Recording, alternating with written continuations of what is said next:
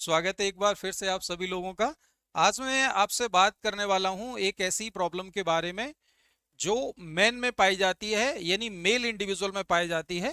जी हाँ, आज मैं आपसे बात करूंगा बीपीएच के बारे में। बीपीएच क्या है, जिसे आप बिनाइन प्रोस्टेटिक हाइपरप्लेजिया कहते हैं, इसके बारे में बात करेंगे। बीपीएच क्या है, किन कारणों से बीपीएच होता है, बीपीएच का मैनेजमेंट क्या है, इसके सिम्टम्स क्या हैं, बीपीएच में क्या सर्जरी ही एकमात्र उपाय है, इन सारे विषयों पे मैं वन बाय वन करके बात करूंगा। तो आइए सबसे पहले जान लेते हैं कि बीपीएच क्या है। एक्चुअली बीपीएच अगर जाने तो ये एक बेनाइन इलार्जमेंट ऑफ प्रोस्टेट है, यानी प्रोस्टेट का एक नॉन मैलिग्नेंट या एक है नॉन कैंसरस इंक्रीजमेंट है, यानी प्रोस्टेट का साइज में इंक्रीज हो जाना। और ये कंडीशन जो है, आपको बीपीएच की जो कंडीशन है ये जनरली एज से रिलेटेड है और ओल्ड एज में पाई जाती है। जनरली ये आफ्टर 50 ईयर और 40 ईयर मिलती है। यूजुअली जो व्यक्ति जिनकी उम्र 60 से 70 वर्ष के बीच में होती है उनमें ये पाई जाती है।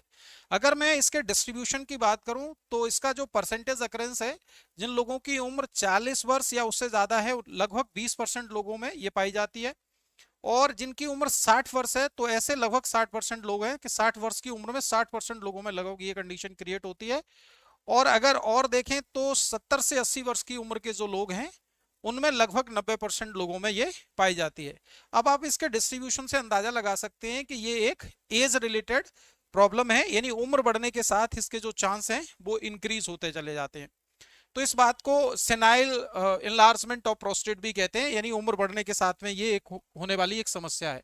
यहाँ पे एक बड़े साइंटिस्ट का एक कोटेशन है कि जब आपके बाल सफेद होने लगे, बाल थिन होने लगे, या आपकी कॉर्निया की जो ट्रांसपेरेंसी है वो कम होने लगे, यानी इनडायरेक्टली अगर मैं कहूँ जब आंखों की रोशनी कम होने लगे, उम्र ज्यादा होने लगे, उस दौरान ये कंडीशन क्रिएट होती है। यानी आपने जाना कि बीपीएच एक एज रिलेटेड प्रॉब्लम है। अगर इसकी एग्जैक्ट कॉज के बारे में बात करें कि ये होती क्यों है, तो एक्चुअली इसका एग्जैक्ट जो नोन कॉज है वो मेडिकल साइंस को अभी नहीं पता है, लेकिन ऐसा देखा गया है कि ये एज बढ़ने के साथ में जो मेल के अंदर हार्मोनल चेंज होते हैं वो इसके लिए रेस्पॉन्सिबल होते हैं। क्योंकि ऐसी बहुत सारी स्टडी आज अवेलेबल हैं कि जिन लोगों में अर्ली स्टेज में टेस्टिकल्स को रिमूव कर दिया जाता है उनमें प्रोस्टेट का एनलार्जमेंट नहीं होता है। तो इसका मतलब जो हार्मोन्स हैं वो इसके लिए रेस्पॉन्सिबल हैं। मेनली आपके जो भी सेक्स हार्मोन है, एंड्रोजन जो हार्मोन हम कहते हैं, जिसमें टेस्टोस्टेरोन, और टेस्टोस्टेरोन कन्वर्ट होकर के एक्चुअली डीएसटी बनाता है, और डीएसटी कहीं ना कहीं इसके लिए रेस्पॉन्सिबल है। तो ये तो मैंने आपको इसके बारे में बताया। अब आप देख सकते हैं कि इसमें जो पहली वाली कंडीशन आप देख रहे हैं, इसमें नॉर्मल जो है प्रोस्टेट का साइज दिखाया गया है, यानी यूरिनरी ब्लैडर से जो एक रास्ता है, यानी जो यूरेटर है उसके उसमें देखेंगे, यानी यूरेथ्रा वाला जो रास्ता है उस पर देखेंगे नॉर्मल ग्लैंड ये पाई जाती है। लेकिन उम्र बढ़ने के साथ जब ये साइज में इंक्रीज होती है तो ये यूरेथ्रा को कंप्रेस करती है, उसे दबाती है, और उसकी वजह से क्या प्रॉब्लम्स हो सकती हैं इन पे अभी चर्चा करेंगे। तो आपने नॉर्मल कंडीशन देखी, लेकिन अब सवाल खड़ा होता है कि किस व्यक्ति को इमीडिएटली डॉक्टर को कंसल्ट करने की जरूरत है, यानी क्या बीपीएच हमेशा ट्रीटमेंट की रिक्वायरमेंट करती है? तो इसका आंसर है नहीं।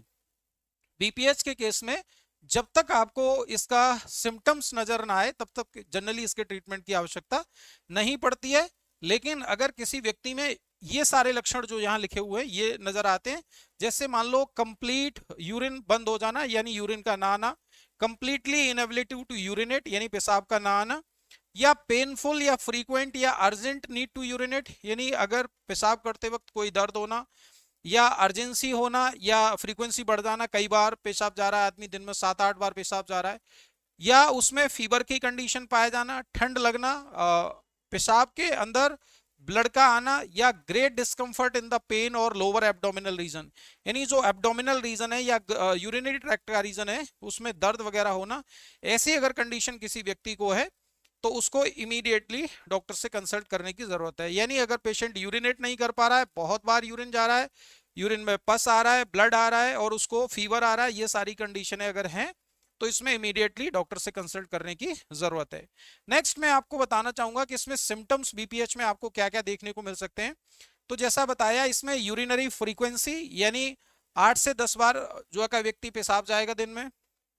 इसमें अर्जेंसी होगी, यानी जो यूरिनेशन है उसको पेशेंट लंबे समय तक होल्ड नहीं कर पाएगा। इसमें हेजिटेंसी होगी, हेजिटेंसी का मतलब यूरिन के लिए जब व्यक्ति जाएगा तो उसको यूरिनेट करने में समय लगेगा, इसीलिए वो हेजिटेट करता है। ये कंडीशन इसमें देख सकते हैं। अगर यूरिन रुक जाता है तो इसकी वजह से कई बार रीनल फेलियर यानी किडनी फेलियर की कंडीशन क्रिएट हो सकती है।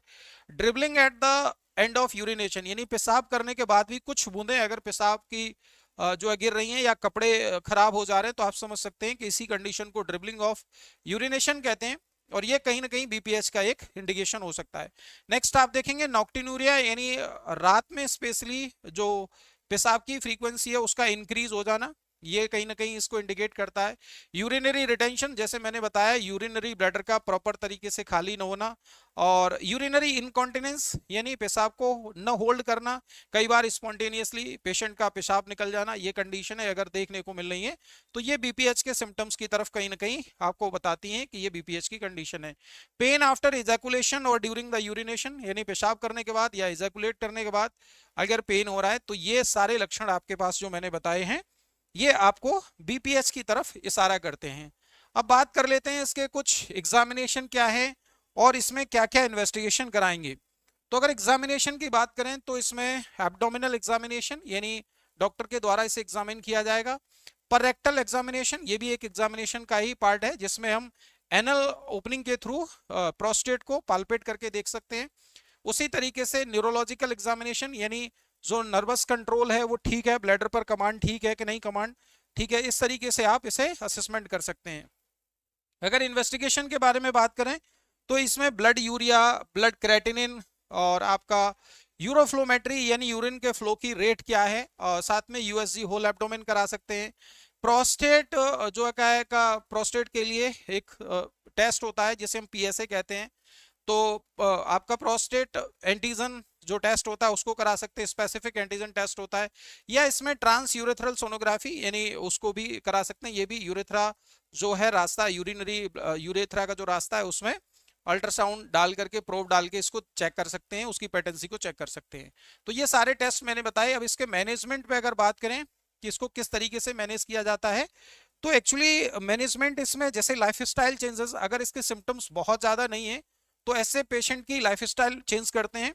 जैसे अगर व्यक्ति बहुत ज्यादा अल्कोहल वगैरह लेता है तो उसको अल्कोहल लेने के लिए मना किया जाता है, और पानी वगैरह की जो लिक्विड की मात्रा स्पेशली जब वो सोने जा रहा होता है नाइट टाइम यानी बेड के टाइम पे हम कहते हैं कि लिक्विड की डाइट आपको कम लेनी है। या टी या कॉफी की मात्रा अगर ज्यादा ले रहा है तो उसको कम करते हैं, उसको मना करते हैं। तो इस तरीके से ये लाइफस्टाइल मॉडिफिकेशन करते हैं।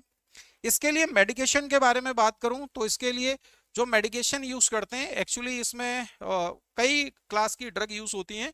जैसे इसमें अल्फा ब्लॉकर का यूज करते हैं, इसमें 5 अल्फा रिडक्टेस जो ड्रग्स होती हैं जो आपके टेस्टोस्टेरोन को डीएसटी में कन्वर्ट होने से रोकती हैं, इस तरीके से उन ड्रग का यूज किया जाता है। और इसमें 5 फॉस्फोडाइस्ट्रेस इनहिबिटर जो ड्रग्स होती हैं उनका भी हम ट्रीटमेंट करते हैं ताकि प्रोस्टेट के साइज को जो है रोका जा सके जो इंक्रीजमेंट हो रहा है। और अगर बात करें कुछ मिनिमल इन्वेसिव प्रोसीजर तो ये एक्चुअली डिपेंड करता है कि पेशेंट किस कंडीशन में। इसमें आउट पेशेंट प्रोसीजर होते हैं, इन पेशेंट आईपीडी और OPD depending on the severity के आधार पर। कई बार इसमें कुछ इन्वेसिव और मिनिमली इन्वेसिव प्रोसीजर भी किए जाते हैं, और ये मेनली उस दौरान किए जाते हैं जब यूरिन आना बंद हो जाता है। इसमें अगर बात करें कि लास्ट ऑप्शन क्या है, तो अगर ये बहुत ज्यादा प्रॉब्लमेटिक है, यूरिन की जो हेजिटेशन है, यूरिन का जो रिटेंशन है, यूरिन की जो फ्रीक्वेंसी है बहुत बढ़ रही है और यूरिन कई बार कंप्लीटली बहुत लंबे समय तक होल्ड हो जा रहा है, तो उस केस में इसे एक सर्जरी के द्वारा रिमूव कर दिया जाता है और हटा दिया जाता है। और ये कह सकते हैं कि एक बहुत छोटा सा प्रोसीजर है, और ये जनरली जैसे मैंने बताया कि इसका कोई आपकी बॉडी में ओल्डर एज में कोई फंक्शन नहीं होता है।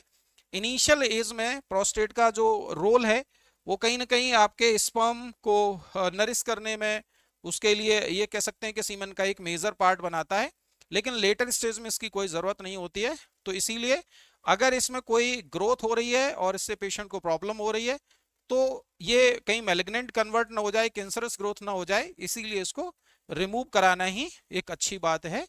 तो आपको मैंने ये सारी जानकारी बीपीएच के बारे में दी। Thank you all of.